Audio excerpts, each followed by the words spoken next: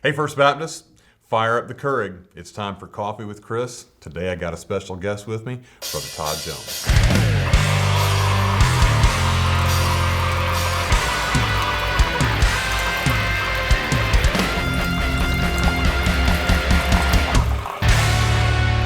Hey, First Baptist, thanks for being with us today.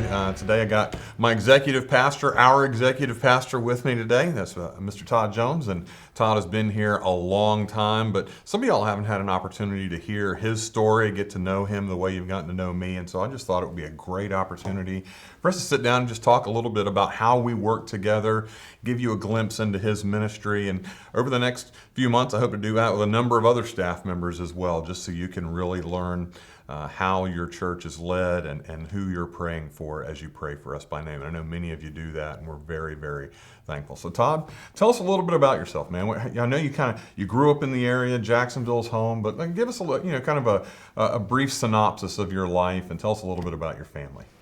Born and raised in Jacksonville, and we eventually moved into the Clay County area, but before that, my parents were involved in helping to start churches and being a part of church planting. Was at a very young age involved in planting Deer Meadows Baptist Church, and my parents were involved in hosting the Bible studies in our home, setting up for worship and things like that. So as a very young child, I accepted Christ in that church plant and was baptized at the age of 7.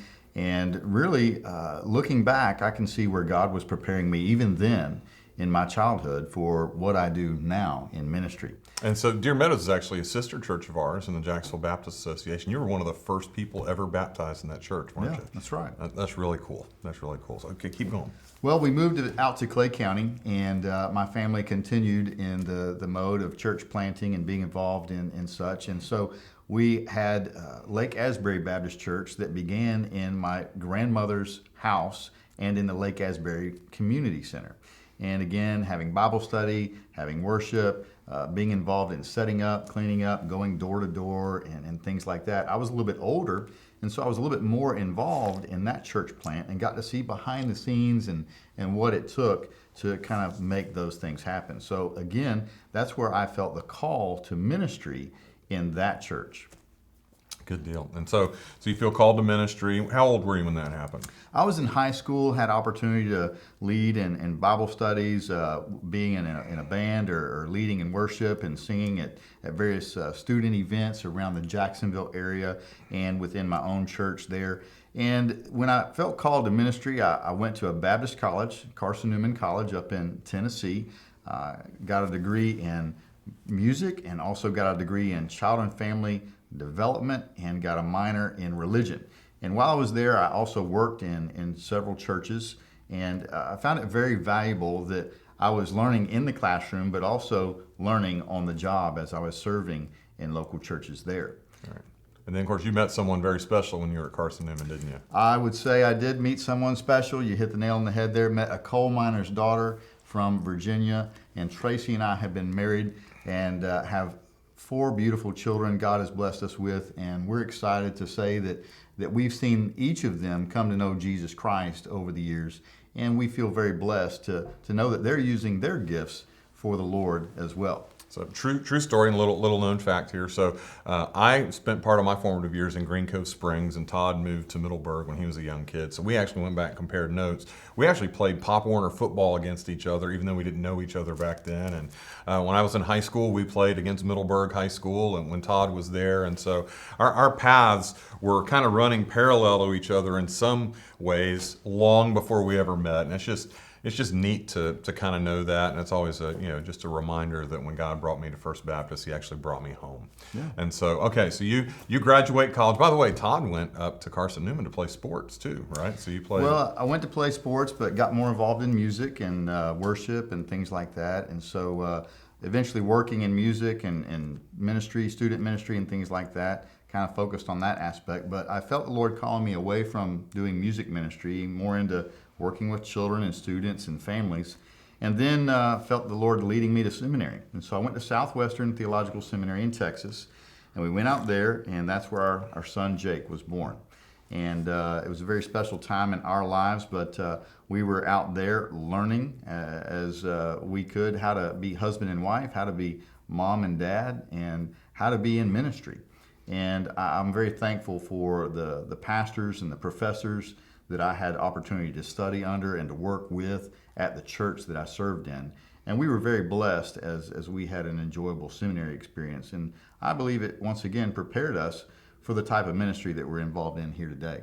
Did you get to take any classes with Roy Fish when you were at Southwestern? Oh yeah, what a wonderful, wonderful blessing he was. Right. So if you've not heard that name before, Roy Fish is one of the most influential professors of evangelism in the Southern Baptist Convention. I didn't take a class with Roy Fish, but Roy Fish taught the men that taught me how to share the gospel, and so I'm very grateful for his ministry. So you went to seminary at Southwestern, God brought you back to Florida. So how did you end up at First Baptist Church, and when was that, and what have you been doing since you got here? Yeah, well, after serving a little while at Ridgewood Baptist and in Central Florida, down in Eustis for some time, one of the pastors here, Alan Floyd, and Sherry Avery, who was chairing the search committee that was looking for a child and family pastor, called me and asked me to consider coming back to Middleburg.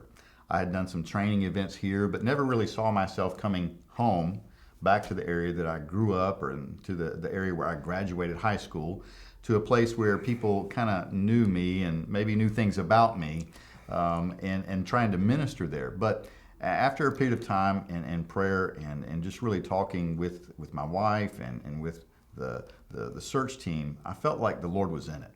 And He was calling me to come here to be among people that I knew, a place that I knew, and to minister in a way that possibly other people couldn't.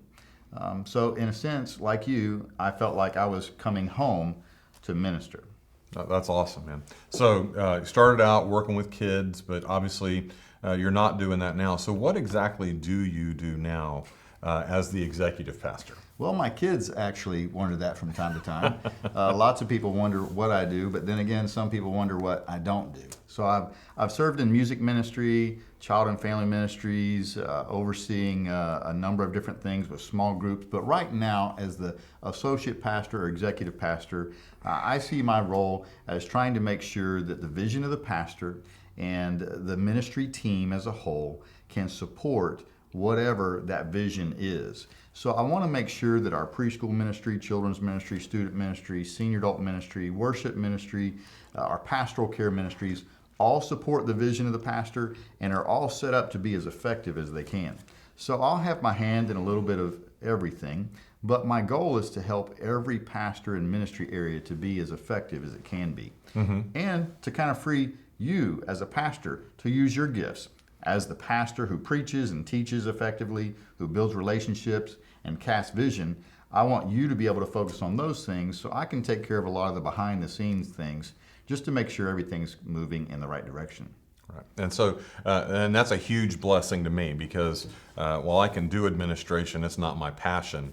And so, I have to set Post-it notes all over my office and reminders to do stuff or it doesn't get done. Whereas, I'm just always thinking about preaching, building relationships, ministering to individuals, and casting vision. Todd wakes up in the morning dreaming about spreadsheets and can't wait to cross T's and dot I's and just track stuff. And so together we make a really good team. And you've become one of my best friends in ministry since I got here, ever since we met back during the interim time. And so it's a real joy for me to be here. And I know that we are absolutely better together than we ever are on our own. And that's true for our entire staff. And so you have mentored a number of men in our church. You have mentored a number of our staff members and helped them grow as professionals, grow spiritually as ministers, and you just had a profound impact on our church, as has your entire family. And we love you guys so much. How many years have you been here now? About 18. 18 years. That's fantastic, and that says something about our church. When staff members are able to stay in one place that long, it says that we have a healthy church, that people aren't eager to leave. They're they're home. They're part of the family. Yeah. And if there's one thing we think about when we think about First Baptist Church, it's that we are real family, and we just want to continue to live that out as we go forward and chase after the vision that God's given us as a church. Brother, thank you so much for sitting down and sharing with us. Look forward to having some more conversations in Coffee with Chris in the future, but we're grateful to have you on staff, brother. Glad to be here. All right, man. You guys have a great day. Until I see you again, drink lots of coffee and make sure you don't miss church.